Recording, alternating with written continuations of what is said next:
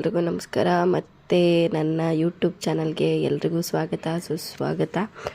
So ಇದು ನಮ್ಮದು Rajasthan series 3 ಉದಯ್ಪುರಲ್ಲಿ ನಮ್ಮದಿದು 3ನೇ ದಿನ, ಅಂದರೆ last day husband medal function day ಅಂತ ಹೇಳಿದ್ದೆ. ಸೊ ಆ 3rd ಡೇ ಬಂದ್ಬಿಟ್ಟು ಅವರ ಮೆಡಲ್ ಫಂಕ್ಷನ್ ಡೇ ಆಗಿತ್ತು.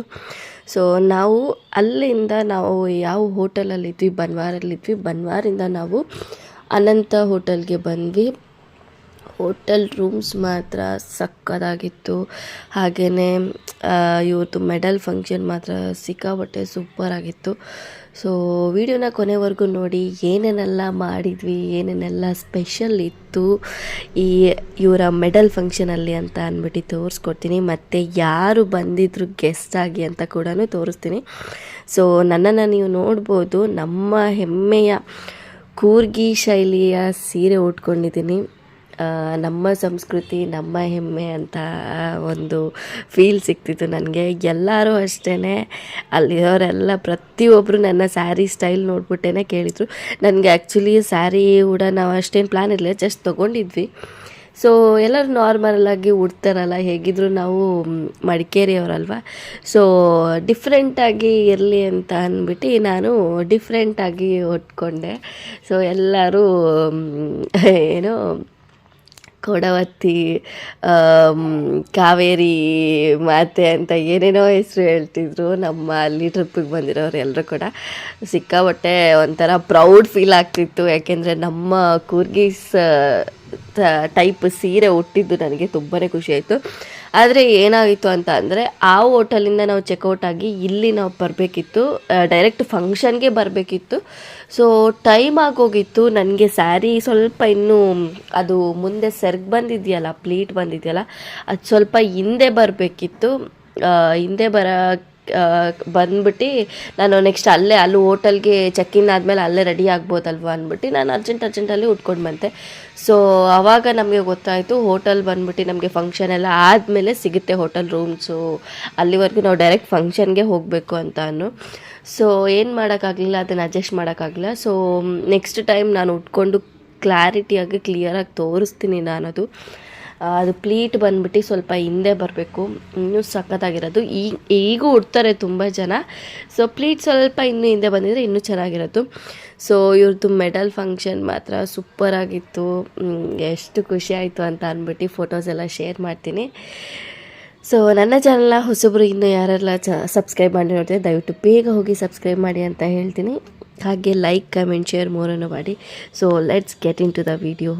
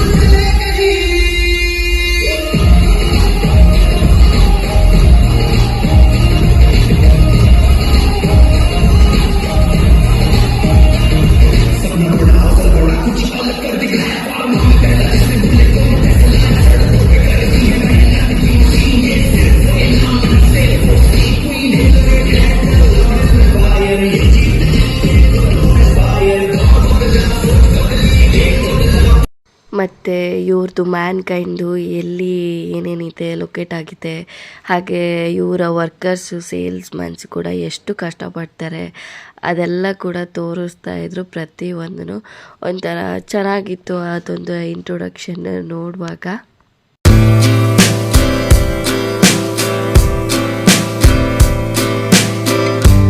ಸೊ ಇವತ್ತು ಮ್ಯಾನ್ಕೈಂಡ್ ಫಾರ್ಮಸಿ ಕಂಪನಿ ಏನು ನೋಡ್ತಿದ್ದೀರಲ್ಲ, ಥರ್ಡ್ ಪ್ಲೇಸಲ್ಲಿದೆ. ಲಾರ್ಜೆಸ್ಟ್ ಫಾರ್ಮಾ ಕಂಪನಿ ಥರ್ಡ್ ಪ್ಲೇಸ್ಗೆ ಹೋಗಿದೆ ಇದು. ನಿಜವಾಗ್ಲೂ ಅಪ್ಪ, ಎಷ್ಟು ಮ್ಯಾನ್ಕೈಂಡು ಬ್ರ್ಯಾಂಡ್ಸ್ ಇದೆ ಅಂತ ಅಂದರೆ ಸಿಕ್ಕಾಪಟ್ಟೆ ಬ್ರ್ಯಾಂಡ್ಸ್ ಇದೆ, ಸಿಕ್ಕಾಪಟ್ಟೆ ಬ್ರ್ಯಾಂಚಸ್ ಇದೆ, ಡಿವಿಷನ್ಸ್ಗಳಿದೆ ಅದರಲ್ಲಿ. ಅಲ್ಲಿ ನೋಡುವಾಗೆ ನನಗೂ ಕೂಡ ಗೊತ್ತಾಗಿತ್ತು ಯಾವ್ದು ಏನೇನು ಡಿವಿಷನ್ಸ್ಗಳಿದೆ ಅಂದ್ಬಿಟ್ಟು.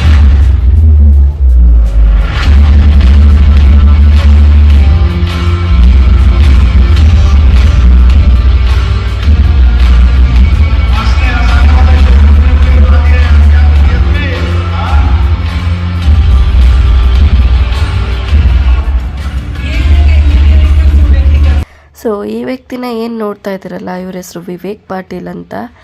ಫೇಮಸ್ ಸ್ಯಾಂಡ್ ಆರ್ಟಿಸ್ಟ್ ಇವರು. ನಮ್ಮ ಇಂಡಿಯಾದವರೇ.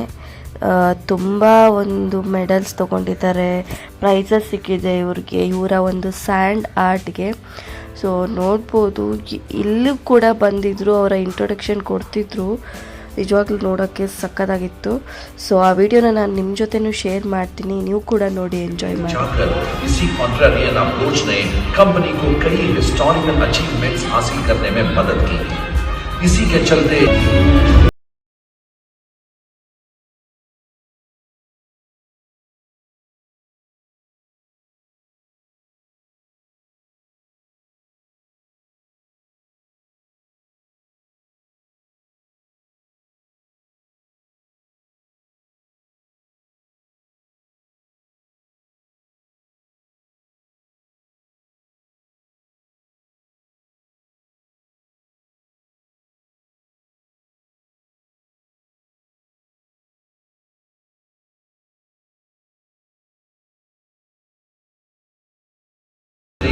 in our own manufacturing में है prescription wise number 1 in India.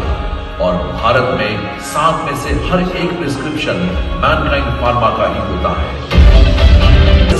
किसी एक की नहीं, लेकिन इस परिवार के हर सदस्य की है. क्योंकि जब परिवार आगे बुलेट को जीतने की तैयारी करते हैं, अपने परिवार के साथ दुबई, हांगकांग और अनेक फॉरेन कंट्रीज हक से घूमते हैं. और क्यों ना करे, वो ये सब डिजर्व करते हैं.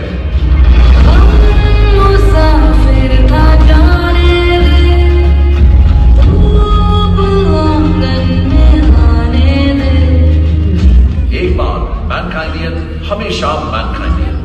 खुशी के पलों में ही नहीं, दुख की घड़ी में भी मैनकाइंड हमेशा खड़ा रहा अपने मैनकाइंडियन के साथ. एक्सीडेंट के केसेस में परिवारों को 5 करोड़. ಸೊ ನೋಡಿದ್ರಲ್ಲ, ಸಚ್ ಟ್ಯಾಲೆಂಟೆಡ್ ಪರ್ಸನ್ ಮಾತ್ರ ಅವರು. ಸಖತ್ತಾಗಿ ಸ್ಯಾಂಡ್ ಆರ್ಟ್ ಮಾಡಿದರು. ತುಂಬ ಅಂದರೆ ತುಂಬಾ ಖುಷಿ ಆಯಿತು ಅವರ ಒಂದು ಸ್ಯಾಂಡ್ ಆರ್ಟ್ ನೋಡಿ.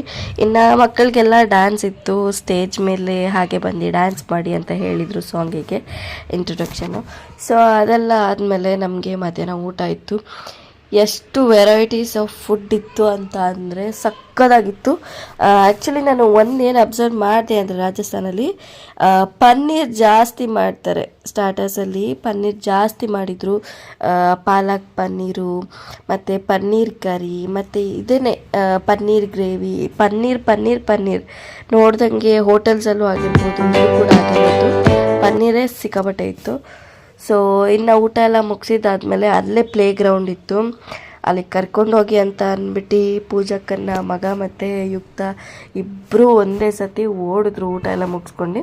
ಅಷ್ಟರಲ್ಲಿ ಹಸ್ಬೆಂಡ್ ಎಲ್ಲ ಊಟ ಮಾಡ್ತಿದ್ರು. ನಾವು ಒಂದು ಸ್ವಲ್ಪ ಹೊತ್ತಿಲ್ಲಿ ಟೈಮ್ ಪಾಸ್ ಎಲ್ಲ ಮಾಡ್ಕೊಂಡು ರೂಮ್ಗೆ ಆಮೇಲಿಂದ ಚೆಕ್ಕಿನ್ ಆಗೋಣ ಅಂತ ಅಂದ್ಬಿಟ್ಟು ವೆಯ್ಟ್ ಮಾಡ್ತಿದ್ವಿ.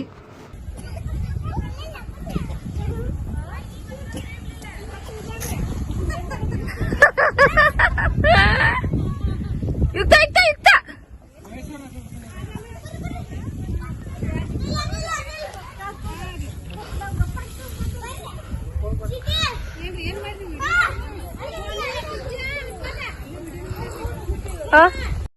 So let's get into our room.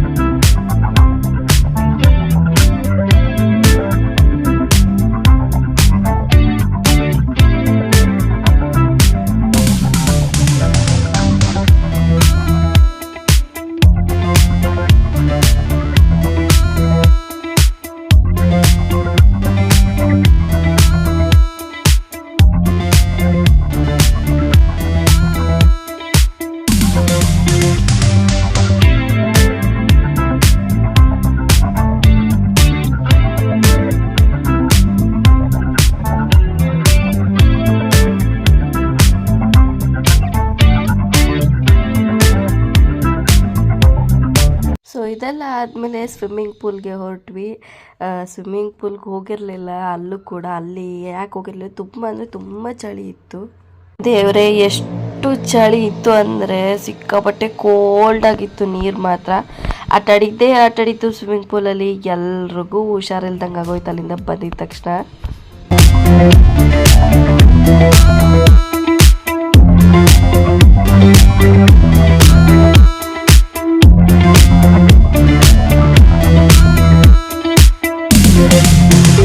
So ಉದಯಪುರಲ್ಲಿ ಲಾಸ್ಟ್ ಡೇ ಇದು ಪಾರ್ಟ್ 1 ಬ್ಲಾಗ್ ಆಗಿರುತ್ತೆ.